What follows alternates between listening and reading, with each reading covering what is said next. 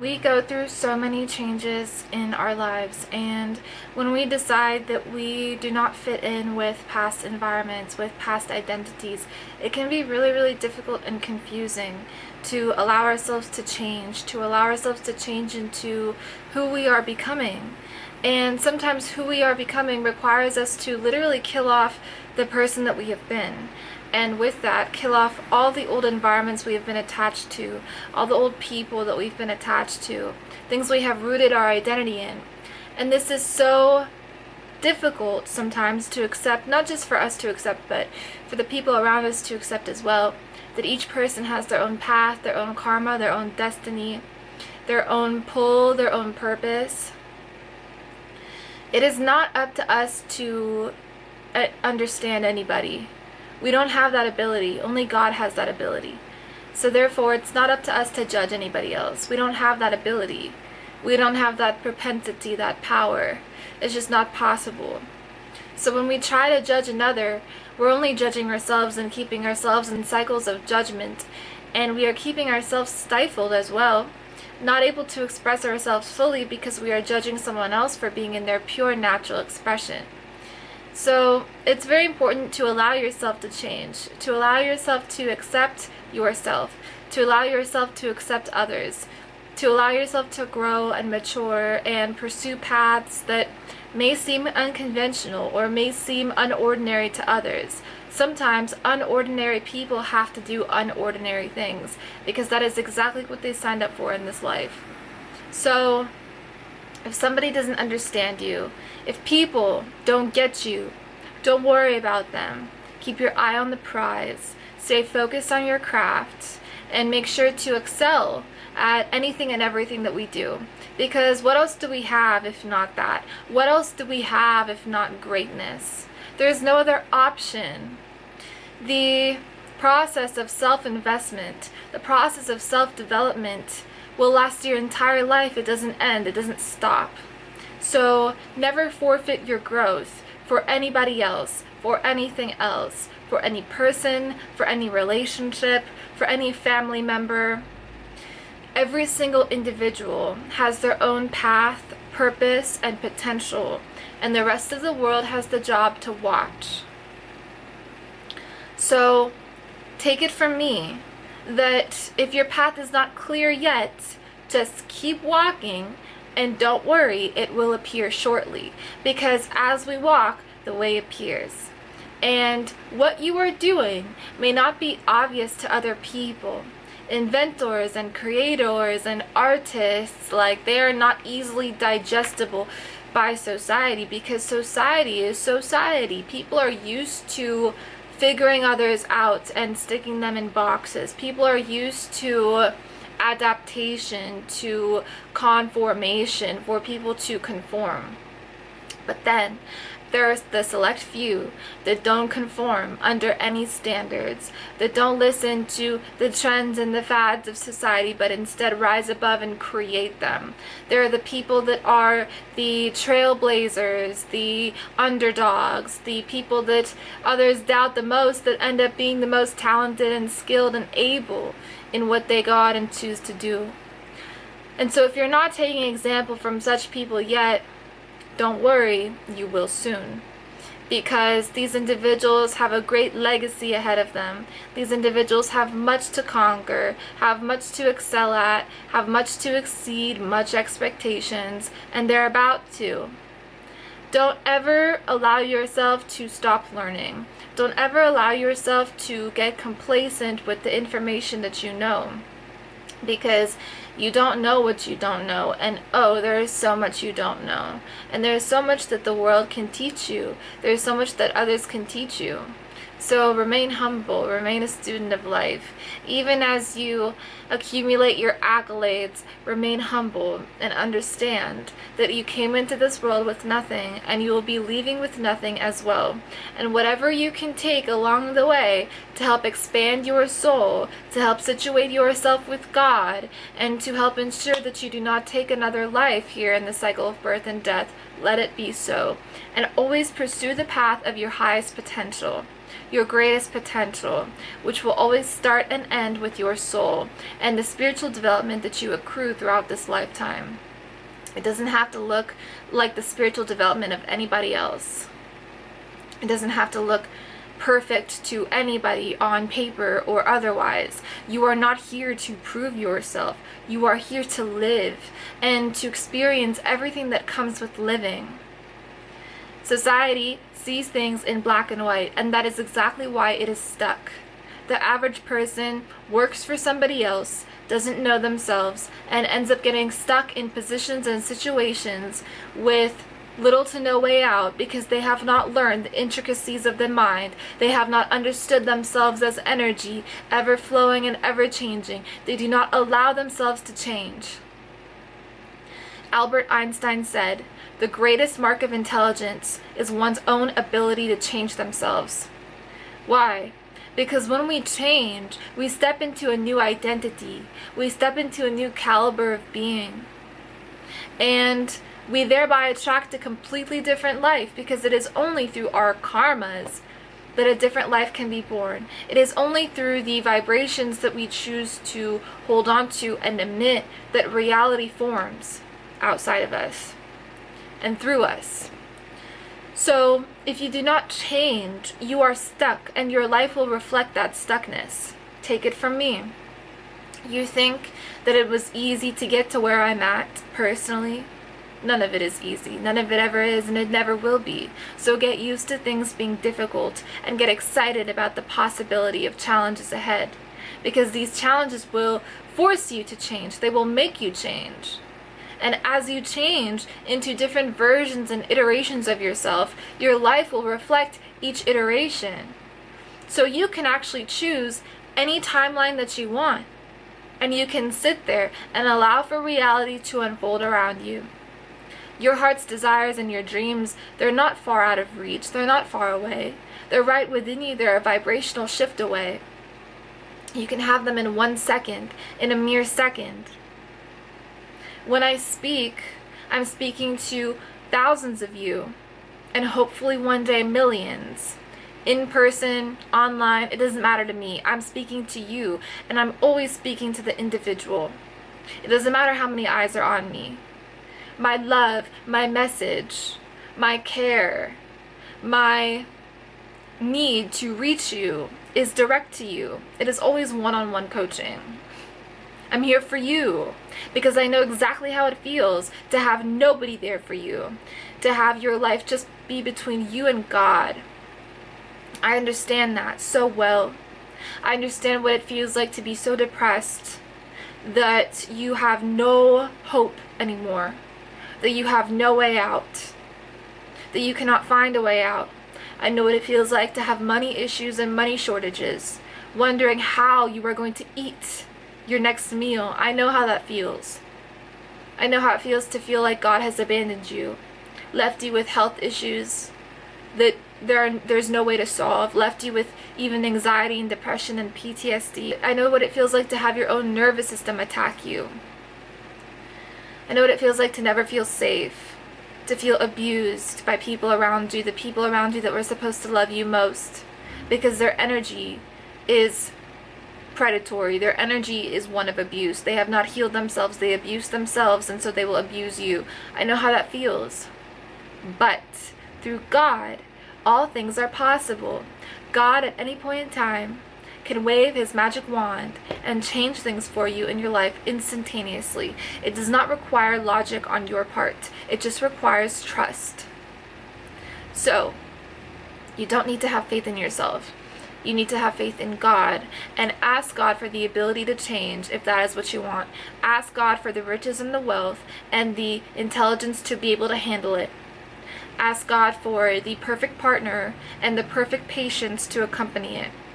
And always make sure to understand your desires fully so that you don't dive headfirst into them without understanding what they will entail. That is why the best desire that one could desire is closeness with God, because he's omnipotent. He's all-knowing. He knows everything. So You don't need an escape route, because you don't need to even get yourself into a situation that you can't get out of. All you need to do is ask him the right path. Ask him what the right path is. Ask him where to go.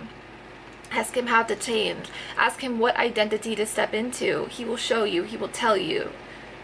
And he always wants the highest and the best for you. God is not through religion. God is not through institution. God is not through dogma or through people. God is found in you. That is your ability. That is your power. That is your God-given birthright. That is your birthright, to be able to tap into him. And he is everywhere. But first, he is within your heart.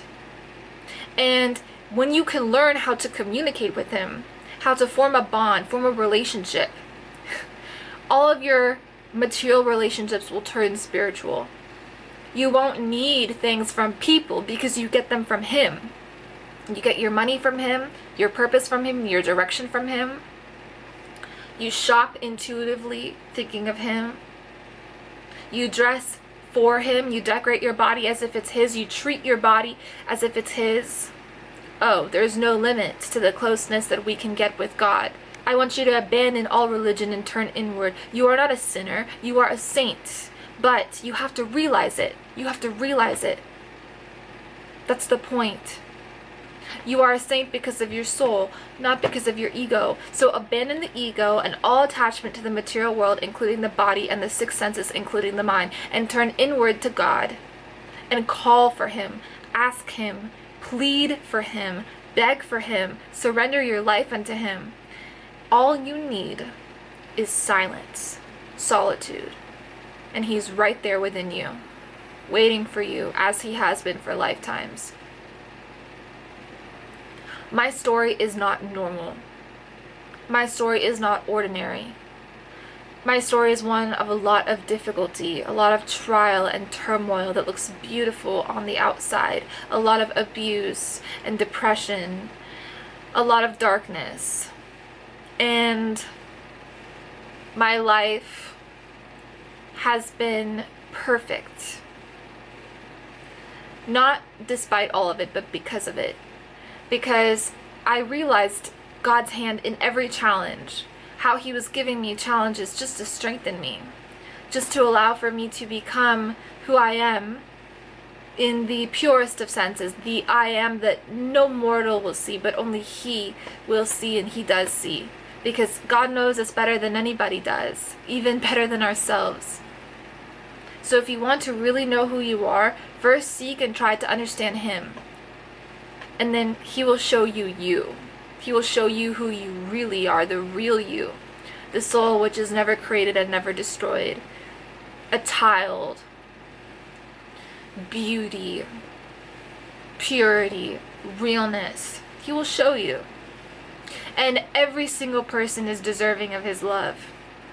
Human beings try to seek love in other people and in their accolades and in money. They want respect from the world and from society. I get it, of course.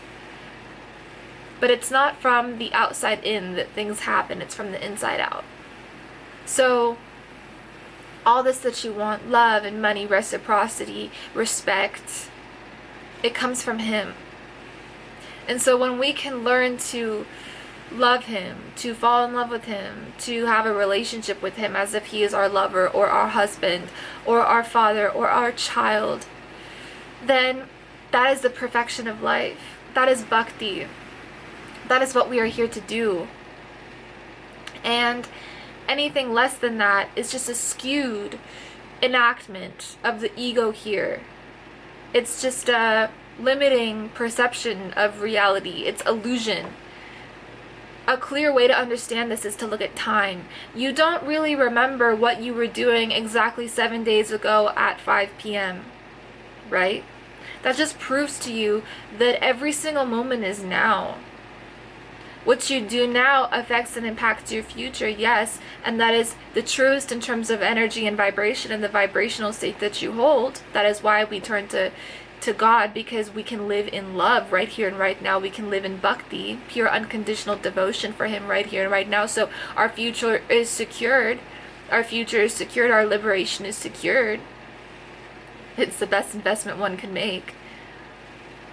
So understand that the only moment is now. The only moment that is real is now, and he is found in the now. In the silence of the now, his voice rings, his love rings true for us and all-encompassing for us. That is how we can recognize and realize him. And he is the best gift I have ever experienced and been given the chance to experience. He is beauty, he is health, he is fame, he is abundance. And people do not know how many different forms he takes. Vishnu can take any form, any form. There are so many devatas, there are so many divine beings that are constantly enacting their pastimes, that are constantly playing up in the higher realms, which are accessed via states of consciousness. They are experiencing God. They're experiencing Krishna Bal, God as a baby. They're experiencing him as a child. They're experiencing him as an adult, as a warrior, as a fighter, as a saint. There's so many ways to experience Krishna. There's so many ways to experience God. And Krishna and Christ are synonymous.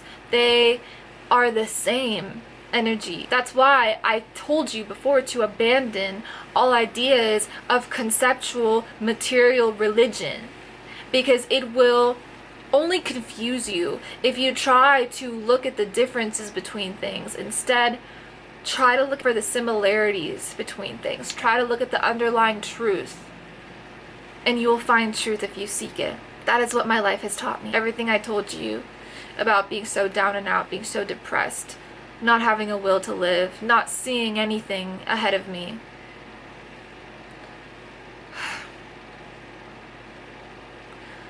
That was ordained. That was supposed to happen. Our life is so perfectly orchestrated. It was supposed to happen so that I could seek truth, so that I can ask big questions about who am I, what is my purpose, what is the point of life, what is the purpose of human life, what is everyone's purpose. Kids are dying overseas. What is their purpose? Why do they have to die? What is the point?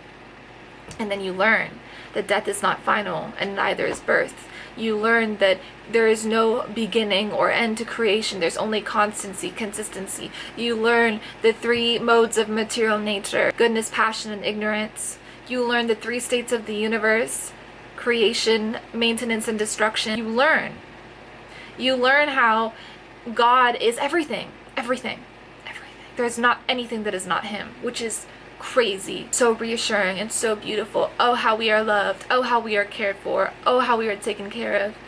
That is why abandon as well any sense of duality or attachment with the body or the ego or the identity that you have, or the name or accolades or whatever.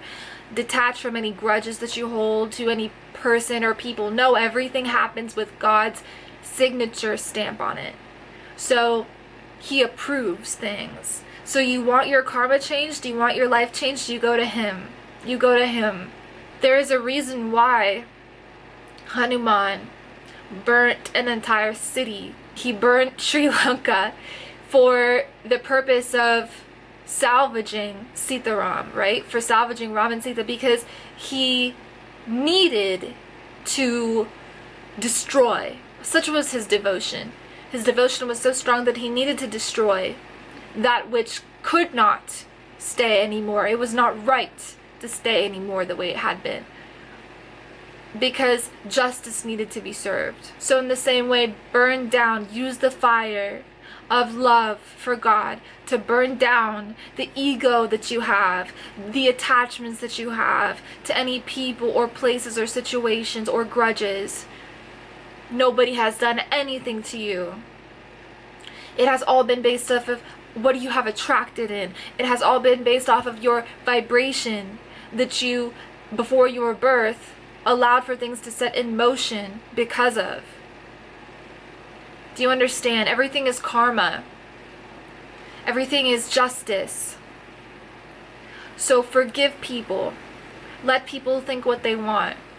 You do your dharma, you do your duty, as Krishna has instructed Arjuna throughout the entire Bhagavad Gita, which is a guidebook for human life. Arjuna asked the most important questions to Krishna so that humanity has the ability to understand these questions and to understand the personality of Godhead. So read and pursue truth. Seek truth and you will find it, always. And your life will be unrecognizable. You will become cleansed, purified, happy, guys. Society cannot give you happiness. Money cannot. People cannot. Accolades cannot. God can. And loving Him can. And having a relationship with Him can. Oh, it can change your whole life. He took me from not just depressed and this and that. I was angry. I was upset. I grew up in a household of, abuse. I was not allowed to be a child. Anything that I did or said that was not okay, I would get beaten up for it. I was raised military style. So, as you grow into adulthood, you are taught how to be good. You're taught to people please, right? So that was my story. And so there's so many times I wanted to just out myself because I was like, my life has no point. My life has no point. And I was used to giving. I was used to giving and not receiving in terms of my love, my energy, my care, my emotional intelligence. I was not at all ever surrounded with people that were emotionally aware, emotionally intelligent. They were not sensitive. And it was just a pattern. I always attracted people that were like that were either, really brash or mean or narcissistic or abusive, right? Because I would allow it. And not only would I allow it, my energy would attract it. My energy would feed it, would feed those types of people. So the friends I had, predatory, and not of their own fault. It was just the way that they were with me, and vice versa. They're not like that as people. This is how vibration is so precise. And God came and healed me